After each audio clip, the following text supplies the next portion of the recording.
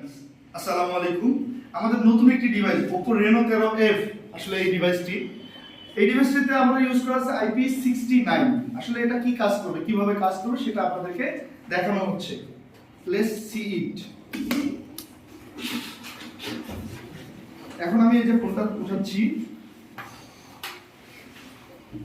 ফোনটা উঠানো হলো। আমাদের এই ফোনটাতে ইউজ করা আছে আরেকটা জিনিস, সেটা হচ্ছে IP69 এর পাশাপাশি S Plus টাচ। এই দেখেন আমাদের ফোনটা স্ক্রলিং করতেছি, খুব সুন্দরভাবে স্ক্রল হচ্ছে।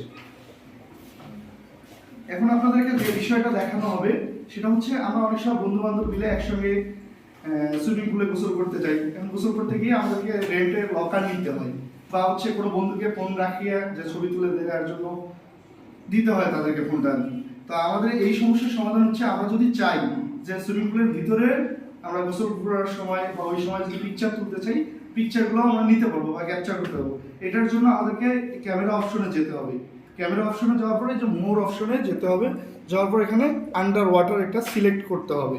জাস্ট সিলেক্ট করে দেওয়ার পরে আমি দেখাচ্ছি আপনাদেরকে, এখানে হচ্ছে আপনার ভলিউম প্লাস যেটা আছে, সেটা হচ্ছে ভলিউম প্লাসে যদি আমি চাপ দেই সেক্ষেত্রে আমার পিকচার উঠবে, বুঝছেন। এবং ভলিউম মাইনাসে যদি আমি চাপ দেই সেক্ষেত্রে হচ্ছে ভিডিও হবে।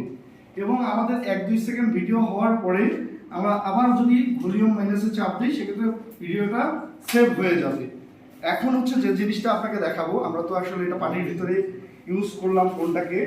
এখন এখান থেকে বের হওয়ার জন্য মানে আমাদের এই যে এখানে দেখেন পাওয়ার বাটনটাতে আমরা হচ্ছে 3 সেকেন্ড, 3, 2, 1, এই যে আমাদের রিমুভিং ওয়াটার, মানে ওয়াটারটাকে রিমুভ করতেছে ফোনটা থেকে।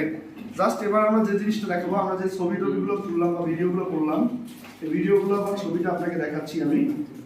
এই যে দেখেন আমরা যে ছবিটা তুলছি এবং খুব সুন্দর একটা ছবি তুলছি, এবং ছবিটাতে দেখেন কালার টালার সব কিছু ঠিক আছে এটাতে। এবং ভিডিওটা দেখেন, এই যে ভিডিওটা খুব সুন্দরভাবে হয়েছে। এটাতে ইন্ডিপেন্ডেন্ট কালার স্ক্যান ইউজ করা আছে। Thank you.